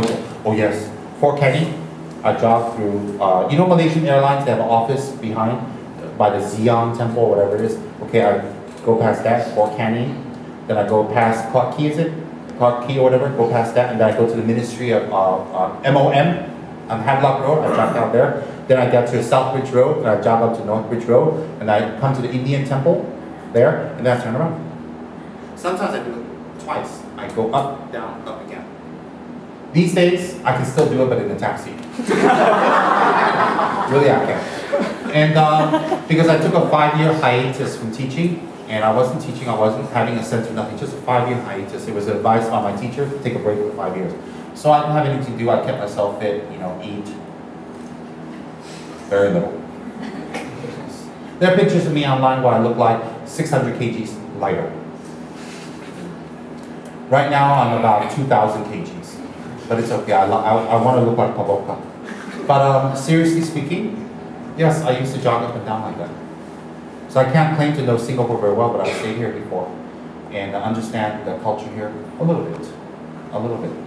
I moved to Malaysia because I had a lot of requests there and a lot of friends and supporters. So I went back to Malaysia and my teacher said, okay, now it's time to start your Dharma Center. Of course, I did it kicking and screaming because Dharma Center is not easy. After my big long song and dance just now, actually Dharma Center is not easy at all. I protested all the way. I didn't want to be in charge. You know why? Because I used to be in a Dharma Center in LA, Los Angeles, and I used to see what my teacher went through, and the students and the people there.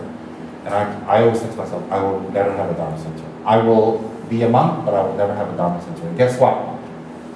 The very thing you don't wish for, you get because that's what you need for training your mind. Yes, so right now I have a Dharma Center. And I'm making it even bigger. And I'm inviting all of you there too. Okay. Contradictions, I love it. No, yes? Now, the energy we have generated in our good motivation to be here, the energy we generated in the Dhamma talk, the energy we have generated with each other, and the short time we have generated in thinking about something more than ourselves, it generates an energy. This energy is called karma. When we leave it as it is, the karma remains karma and returns to us as karma. And once the karma opens, it's extinguished. When we think about the energy we've created and dedicated for something bigger and beyond ourselves, it becomes merit.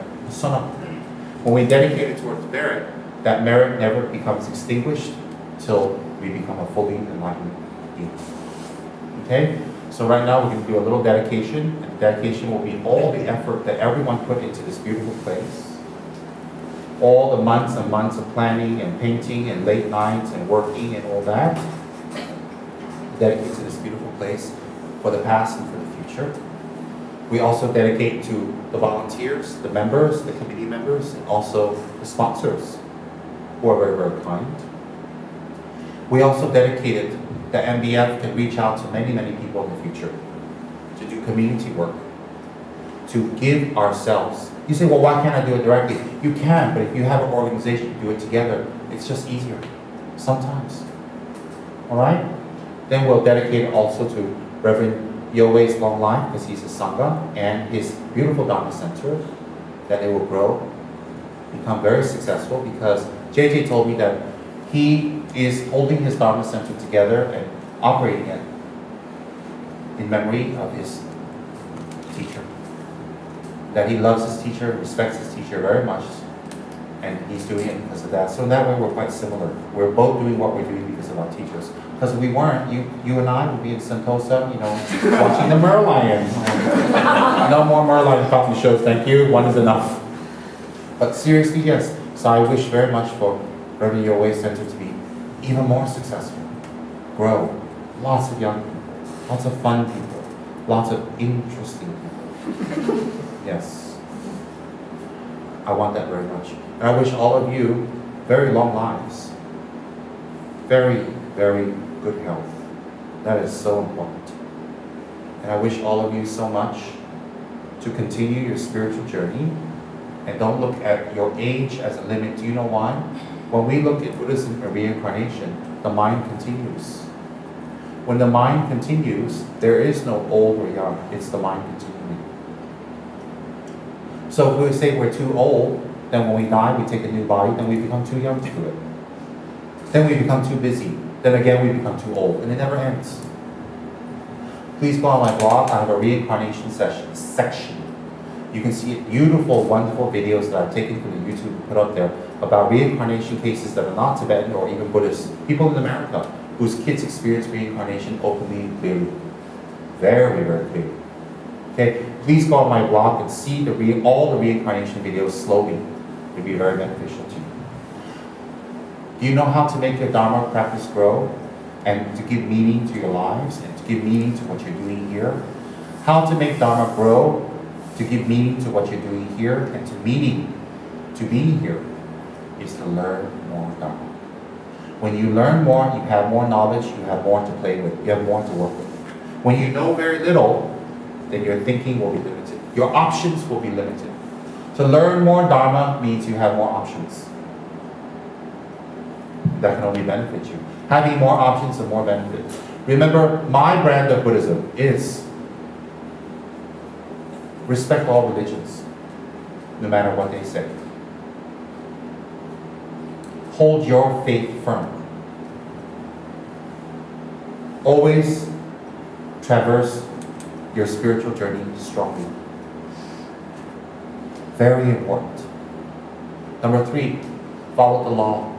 Respect your elders. Take care of your responsibilities. We don't need hippies and Dharma monks. Number 4, give your free time to a place like this that can benefit others. Be involved. Help. Contribute to make it grow. Somebody did something that we can all be here. And those people are very kind. So we can do the same. I'm very happy to meet all of you. I'm very happy to see all of you. I really am. I didn't come before because I wasn't invited. I wasn't invited because it wasn't ready. JJ wants to make everything perfect before he invites me. I know. And whenever I come to Singapore, JJ and now his Dharma brother, Joshua, always comes to help. Always. Always.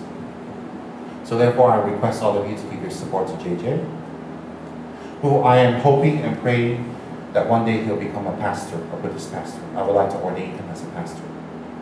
And if you become a pastor, have a uniform, and have the vows, he'll be even more effective. Having said that, we don't want to have big men and big hats and big uniforms and big titles teach us. They do help sometimes. The titles and uniforms. I mean, people have a projection. Oh, if you're this and this. And then, that's my hopes. And I hope more teachers and pastors will arise from MBF.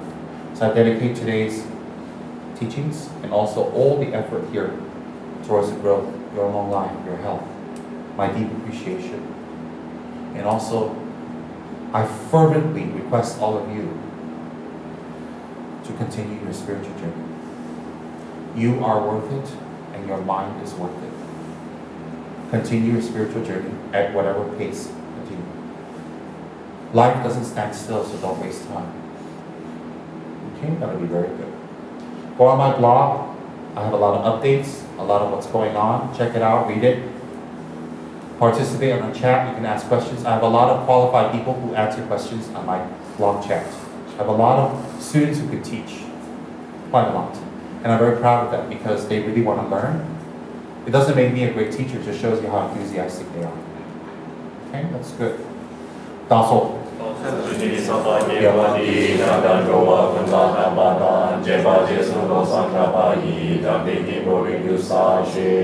It's all shut.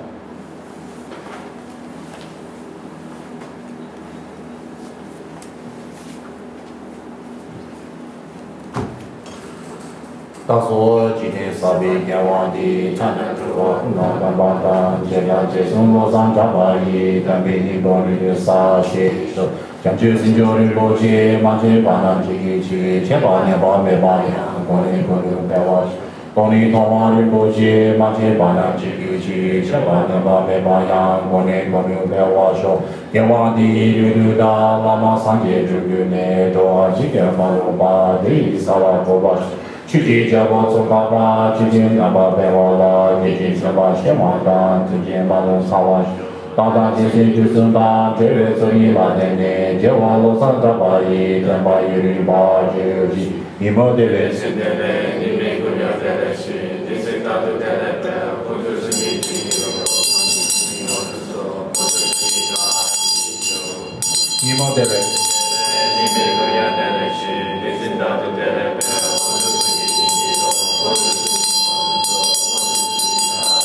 Nimo dele.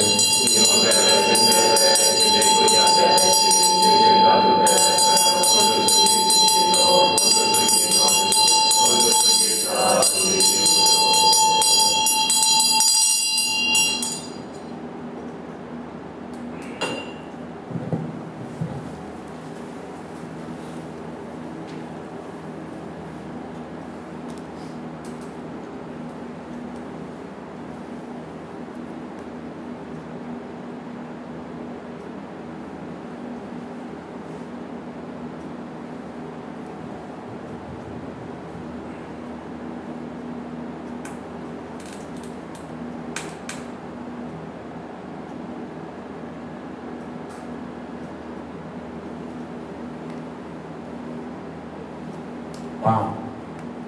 If we all contribute, MBF will acquire a very big, nice building in the future. That's for sure.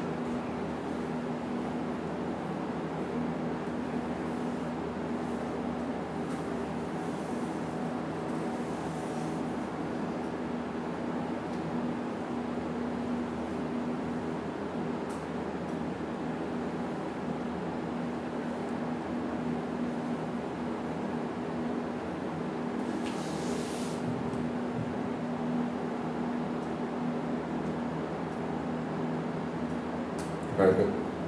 Thank you very much. Oh, nice to see you. He's my old friend from Malacca many years ago. Oh, she really can explain. She's a very, very interesting person. And she's also a warm-hearted, kind. Wow. A warm-hearted, she's a very kind person, and she loves animals. She loves and loves and loves and loves and loves, totally loves animals.